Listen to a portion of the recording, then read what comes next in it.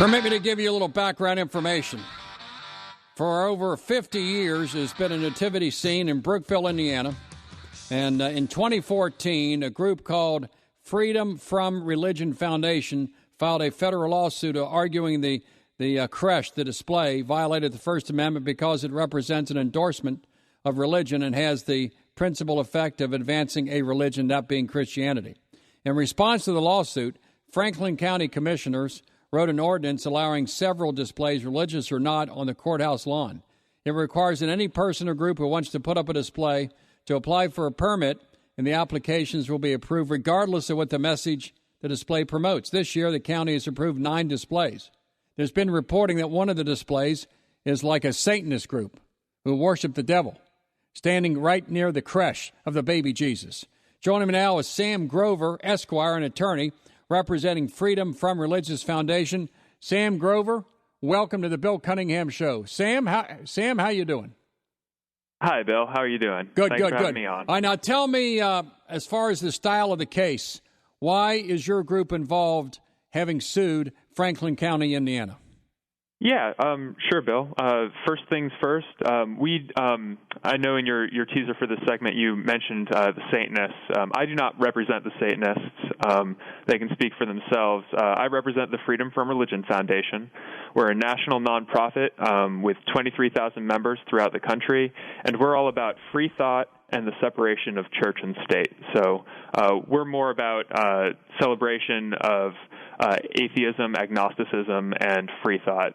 We don't actually approve of any religion being on government property, Christianity, or Satanism. Well, let me ask you this. Going back in time, the founding fathers who founded this great country of ours would have been shocked at this decision, at this lawsuit. They would have said there's not a separation of church and state. There is a separation, and that it doesn't establish a religion. In fact, the founding fathers had religious masses and church services inside the U.S. Capitol building. You're aware of that. And the founding fathers would have been shocked at what you're doing. Do you agree with that?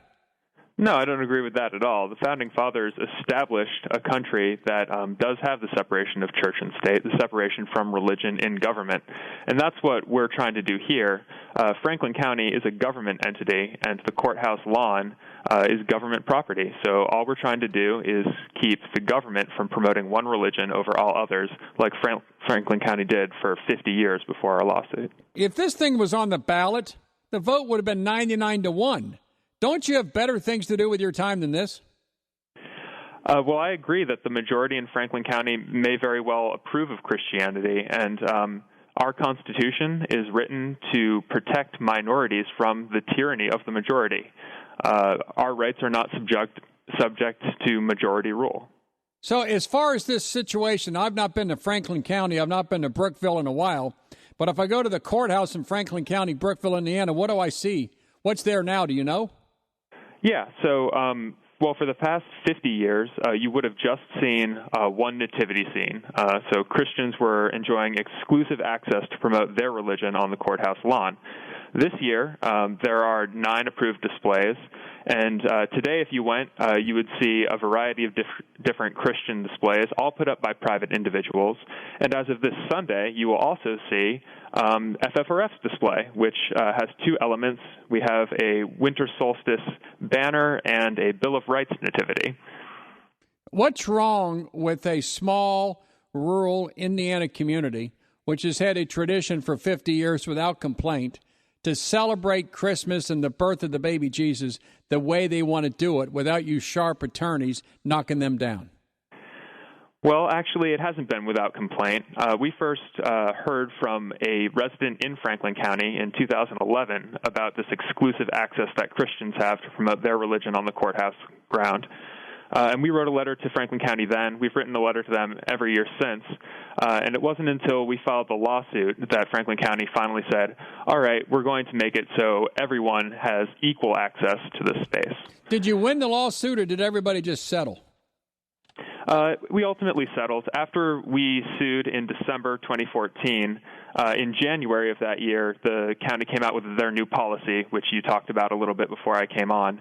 And that policy allows everyone to apply for permits for displays.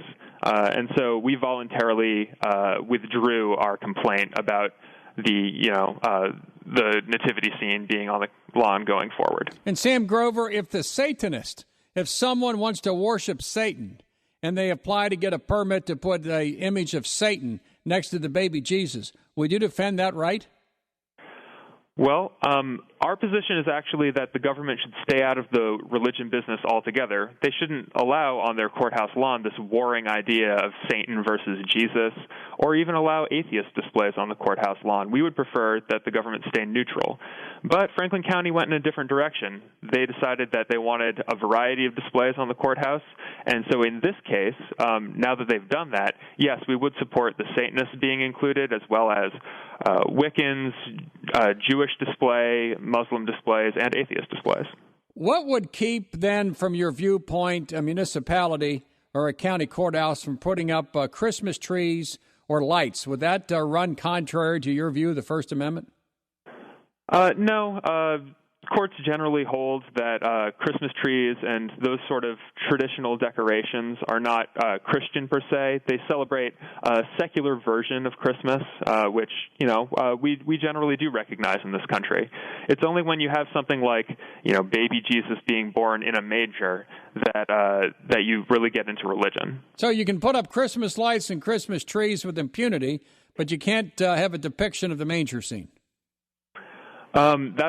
That's what we would prefer, is if the government just kept it secular. But yeah, Franklin County went in a different direction, so you will see a nativity scene there, as well as FFRF's Bill of Rights nativity. And that takes away the meaning of Christmas if you allow 8 other depictions of some other philosophy not dependent upon Christianity. It what would keep somebody, say, across the street? I've not been to Brookville, I think, once in my life, but I would assume there's some private property around the courthouse. What would keep a person owning private property or a private store not connected to government from putting a manger scene on their property? Is that okay? Oh, yeah, that's absolutely fine, and that's actually what we hoped would happen in this case. We thought, there's plenty of churches around and private businesses. Maybe one of them will take the nativity and put it up there, and that way the government won't be seen as promoting religion. But that didn't happen. Franklin County was really set on keeping their nativity scene, and so here we are. So you have 9 depictions, and next year there could be 90, correct? In other words, this thing could grow. Yeah, it's sort of up to the county to see how much warring religion they are willing to tolerate on their lawn. I think it looks pretty tacky, actually. I hope after this year they reconsider the whole thing, but that is ultimately up to them. Because, we here in Cincinnati had a similar thing, and the city government got out of it. We used to have a manger scene on Fountain Square, and everyone wanted to put up their own sign, so the city council finally said, to hell with it, we're not going to do that because it takes away the meaning of Christmas. Sure. I think it's fine for the government to do that. What's best, really, is for the government to put up some secular decorations, like you mentioned, maybe a tree and some wreaths or lights.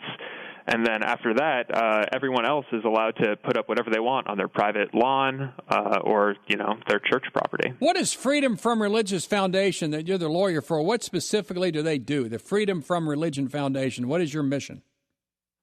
We have 2 missions. One is to promote free thought, atheism, agnosticism, and skepticism toward religion in general. And the other one is to promote the separation of church and state. So if for those of us that are free thinkers and believe in God, you think we're wrong? Well, my personal view is, yes, you're wrong. There's no God. But greater than that, it's more important, really, that we celebrate our shared humanity and the importance of working together to make this world a better place while we're here. Well, Sam, can you be very bright, very intelligent, very well-read, very conversant in the literature and still believe in God? Is that okay with you? Oh, yeah, sure. I would say 70%, or I wouldn't say. Statistics tell us that about 70% of the country currently believes in the Christian God, and another significant portion believe in some other God. So, yeah, there are plenty of intelligent religious people in this country, and we respect their private right to hold those beliefs. All we want is for the government to stay out of it. Isn't it true that when you have less and less individuals going to church, and fewer churches that are filled on Sunday, that almost marks the time at which society itself begins to disintegrate, the breakup of the family, the breakup of values and morals and ethics kind of go along with also the breakup of Christianity and religion? That's not what empirical evidence will show us. Actually, the least religious states in the country have the best education, the best rates of people staying in marriages, the best community outlook, life expectancy, and things like that. It's where you get really religious communities that you have the most poverty, the most crime, and things like that.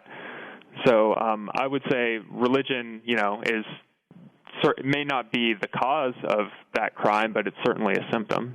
So it's not the cure. From my perspective, beginning 20 or 30 years ago when the churches became emptier and there was less and less religion, that's when the family broke down, lack of morals, lack of values, and the culture is going the wrong direction. Some think we're going to come back the other way, but I doubt it. So many young people have no care whatsoever to go to church. When I go to Mass on Sunday, their average age is probably 60. You see few younger people there, young adults, because they don't go to church anymore. They're consumed with social media. Isn't that a negative in general for society? Because the godless parts of our country, whether it's downtown Detroit, downtown Washington, D.C., Chicago, those where the churches are not filled are the kind of places that society is breaking down. Well, Bill, you're not really providing me with much to go on there beyond platitudes. But what I do agree with certainly is that we're becoming less religious as a nation. And look what's happening. Look what's happening to us morally. Yeah, we're becoming more tolerant and accepting of other people. No, we're becoming less moral, and we're becoming a society that's breaking apart at the seams because we don't have a bellwether. We don't have a foundation.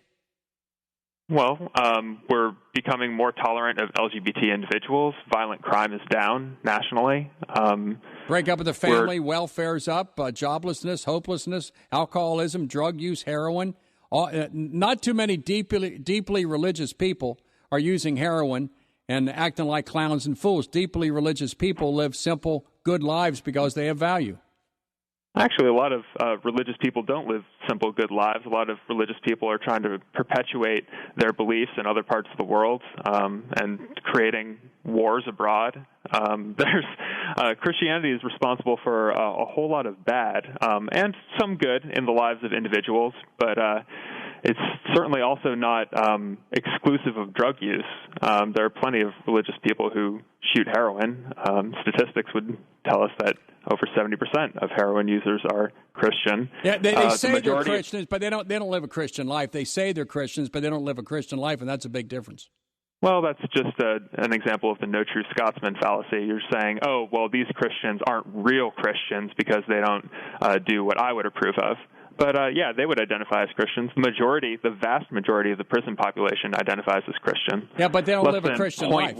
They don't live in other words, no person who says, I'm going to follow the Bible, I'm going to follow the word of Jesus, and be a heroin addict or a drunk and a derelict. You can say you're a Christian. You can check a box that says I'm a Christian, but if you don't live a Christian life, then you can't say you're truly a Christian. And if you live a Christian life or a committed Jewish life or a Muslim who is a fundamentalist in the sense of living out not the violent parts of Islam, but the better parts, those people can say they're one thing, but they have to live it themselves. One doesn't become a Christian by saying it. One says, I'm a Christian by living it. And good Christian lives do not use drugs and alcohol to excess. Well, again, that's a fallacy you're pitching. This idea that Christianity is only a set of actions and not a belief system that people can adopt and still do bad things. Obviously, if you limit the definition of Christianity to those who practice a certain set of actual actions, then yeah, there are no bad Christians. But the group of Christians is shockingly small. It's not 70% of the country anymore. Well, Sam Grover, are you an atheist yourself? Yes, yeah, I am. Well, you're going to burn in hell in all probability.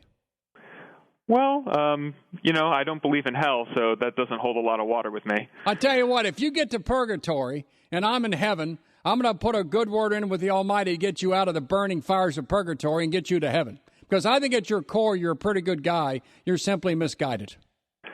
Well, Bill, thanks. If I die and I end up in Oz and I get to talk to some people there, and maybe I'll put in a good word for you to get you away from the Wicked Witch of the West, too, all right? Sam Grover, you are a heathen. Yes, and proud of it. Sam Grover, thank you very much. All right. Appreciate it, Bill. Thank you. One can say one thing and do another, but you can't live out the right kind of Christian life and be a derelict. It doesn't work that way. Bill Cunningham, 700.